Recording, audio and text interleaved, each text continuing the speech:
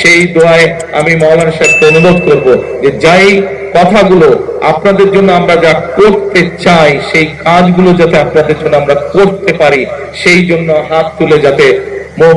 তুলে যাতে আল্লাহর দরবারে আজকে আমরা দোয়া করতে পারি। আল্লাহ যদি সহায় থাকে, যেই কথাগুলো আপনাদের সামনে আমরা বলেছি, যেই কথাগুলো আমি আপনাদের সামনে বলেছি, প্রত্যেকটি কাজে ইনশাআল্লাহ আমরা বাস্তবায়ন করতে সক্ষম হব একমাত্র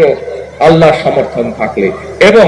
বিশেষ করে আজকে মা বোন যারা আছেন, এই মা বোনদের পাশে যাতে আমরা দাঁড়াতে পারি, মা বোনদের পাশে ইনশাআল্লাহ আল্লাহ রহম করলে বিএনপি যাতে আপনাদের পাশে দাঁড়াতে পারে, আপনাদেরকে যাতে যেই মা বোনদের ফ্রি শিক্ষার ব্যবস্থা দেশনেত্রী খালেদা জিয়া করে দিয়ে গেছিলেন, সেই মা বোনরা শিক্ষা পেয়েছে, শিক্ষায় আসতে তারা শিক্ষিত হয়েছে, কিন্তু সেই মা বোনকে অর্থনৈতিক ভাবে আমরা যাতে সচ্ছল ভাবে গড়ে তুলতে চাই, সেই জন্য এইরকম একটি ফ্যামিলি কার্ড আপনাদের কাছে পৌঁছে দিতে চাই মা বোনদের কাছে।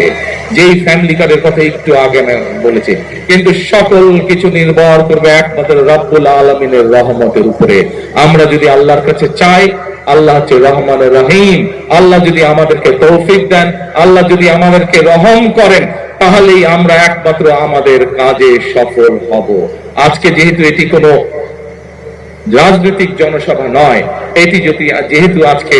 দোয়া মাহফিলের অনুষ্ঠান, সেই জন্য আমি আজকে মাওলানা সাহেব যিনি এখানে দোয়া অনুষ্ঠান পরিচালনা করবেন একটু পরে, আমি ওনার কাছে অনুরোধ করব যে আপনি আজকে সমগ্র কয়ালবাসীর পক্ষ থেকে আপনি আজকে আমরা সকলে মিলে আল্লাহর কাছে হাত তুলে চাইবো যে কথাগুলো আমি আপনাদের সামনে তুলে ধরলাম, আমার যে চিন্তার কথাগুলো আপনাদের সামনে তুলে ধরলাম, আমার যে পরিকল্পনার কথাগুলো আপনাদের সামনে তুলে ধরলাম, সেগুলো যাতে বাস্তবায়ন করতে পারি, সেই তৌফিক যাতে আল্লাহ তাআলা আমাকে দেন।